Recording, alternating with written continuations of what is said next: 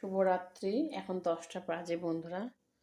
এই যে ফুলকপি ভেজে নিয়েছি, সব লাল লাল করে ভেজে নিয়েছি। কড়াই বসিয়ে দিয়েছি, গরম করে তেল দিয়ে দিচ্ছি, সাদা তেল পরিমাণ মতো। এই যে কালো জিরে দিয়ে দিচ্ছি পরিমাণ মতো। একটা টমেটো বড় দেখে চিচে কেটে নিয়েছি, পেঁয়াজ একটা বড় দেখে চিচে কেটে দিয়ে দিলাম বন্ধুরা। এই যে আদা রসুন পেস্টটা বাটা আছে দিয়ে দিলাম।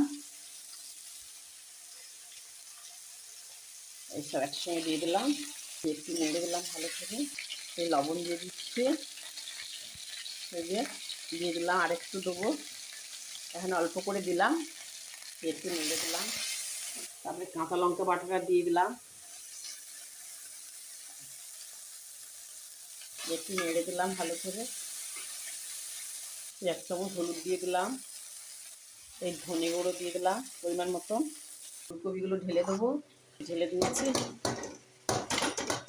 একটু নেড়ে দিলাম ভালো করে, মিক্সড করে দিলাম, মশলা একসঙ্গে করে দিলাম।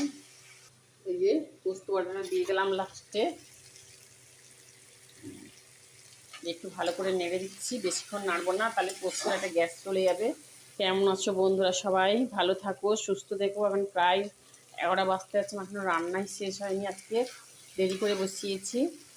এই জলটা দিয়ে দিলাম, এই যে দিয়ে দিলাম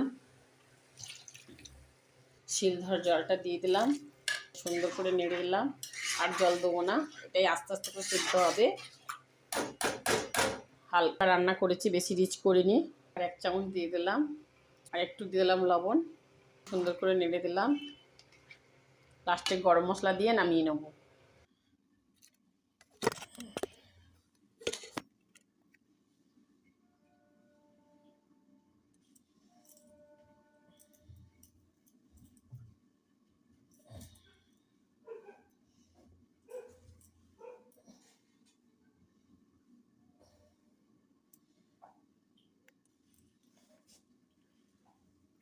এই যে বন্ধুরা, এই যে 2টো এলাচ নিয়েছি, একটু দারুচিনি, এই যে কয়েকটা গোলমরিচ আর লবঙ্গ বাড়ছি।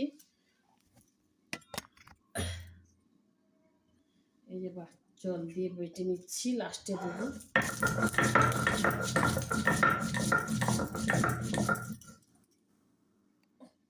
এই হয়ে গেছে বাটা, ভালো করে সুন্দর করে বেটে নিলাম, লাস্টে দিয়ে নামিয়ে নেবো বন্ধুরা। হয়ে গেলে খেতে বসে যাবো, রাত্রি হয়ে গেছে।